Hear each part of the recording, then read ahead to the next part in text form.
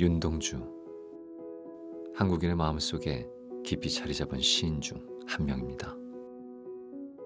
27년의 짧은 생을 살다 갔지만 한국 문학과 독립운동사에 큰 족적을 남긴 저항 시인이자 독립운동가이기도 하죠. 그가 떠난 지 80년이 지난 지금 한 가지 질문을 던져봅니다. 우리는 왜 윤동주를 사랑하는 걸까요? 죽는 날까지 하늘을 우러러 한 점 부끄러움이 없기를. 잎새에 있는 바람에도 나는 괴로워했다. 이 구절이 우리 기억에 남는 이유는 윤동주 씨 특유의 감성 때문인데요. 아름답고 이해하기 쉬운 시어와 자연을 소재로 삼은 특징이 감동을 더해줍니다. 그런데 윤동주의 시에는 반복해서 등장하는 표현이 있습니다. 바로 부끄러움인데요. 그의 시 세계와 삶을 관통하는 낱말인 부끄러움에 한번 주목해볼까요? 독립운동의 근거지인 북한도 명동청 출신의 윤동주는 의대에 진학하라는 가족의 반대를 무릅쓰고 문과에 진학할 정도로 감수성 풍부한 문학소년이었습니다. 연희 전문학교 시절은 수많은 명시를 남긴 인생 최고의 시기였습니다. 그러나 일제치하의 현실에서 펜으로만 저항해야 했던 무력감에 괴로워하기도 했는데요. 특히 평생의 버시자 라이벌인 송몽규의 적극적인 행보는 윤동주에게 부끄러움이란 감정을 안겨주기도 했습니다. 이것은 일본 유학을 앞두고 일본식 성명 강요를 받은 자신에 대한 성찰과 고뇌의 흔적으로도 나타나는데요.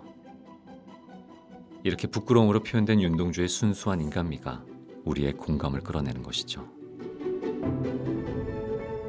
윤동주가 사랑받는 또 다른 이유는 그의 시가 고귀한 평화투쟁의 산물이기 때문입니다. 그는 유학을 떠나기 전 시집 발간을 준비했습니다. 당시는 일제의 문화 말살 정책으로 민족주의 문예 잡지가 강제 폐간되고 한글신문도 연이어 폐간된 상황. 문단과 언론이 친일로 돌아선 시대에 한글로 시를 쓴다는 것 자체가 독립운동이었던 것이죠.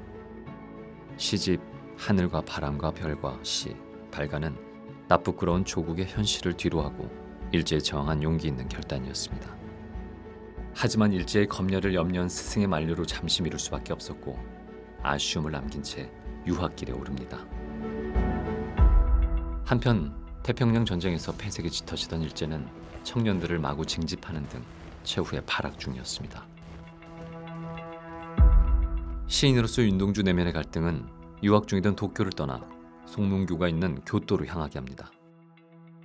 일제의 집요한 감시로 둘은 결국 체포됐지만 마지막까지 윤동주는 저항을 멈추지 않았습니다. 형무소에서 투여받은 이름 모를 주사는 그를 의문의 죽음으로 내몰았습니다. 시인이었지만 생전 시집 한 권을 내지 못한 채 윤동주는 광복을 6개월 앞두고 영원히 잠듭니다. 그로부터 3년 뒤 친구 정병옥이 몰래 숨겨놨던 원고로 윤동주의 유고 시집이 극적으로 출간됩니다. 뛰어난 문학성 그리고 그 속에 담긴 인간미와 저항 정신은 시대와 공간을 초월해 오늘날까지 전해지고 있는데요. 이것이 바로 우리가 윤동주를 사랑하는 이유입니다. 2025년은 윤동주 순구 80주기입니다. 오늘 우리 가슴 속에 살아있는 그의 작품들과 마주하는 시간을 가져보는 건 어떨까요? 파란 녹이 낀 구리 거울 속에 내 얼굴이 남아있는 것은 어느 왕조의 유물이기에 이다지도 욕될까? 나는 나의 참회의 글을 한 줄에 줄이자. 만 24년 1개월을 무슨 기쁨을 바라 살아왔던가. 내일이나 모레나 그 어느 즐거운 날에 나는 또 한 줄의 참회록을 써야 한다. 그때 그 젊은 나이에 왜 그런 부끄러운 고백을 했던가. 밤이면 밤마다 나의 거울을 손바닥으로 발바닥으로 닦아보자. 그러면 어느 운석 밑으로 홀로 걸어가는 슬픈 사람의 뒷모양이 거울 속에 나타나온다.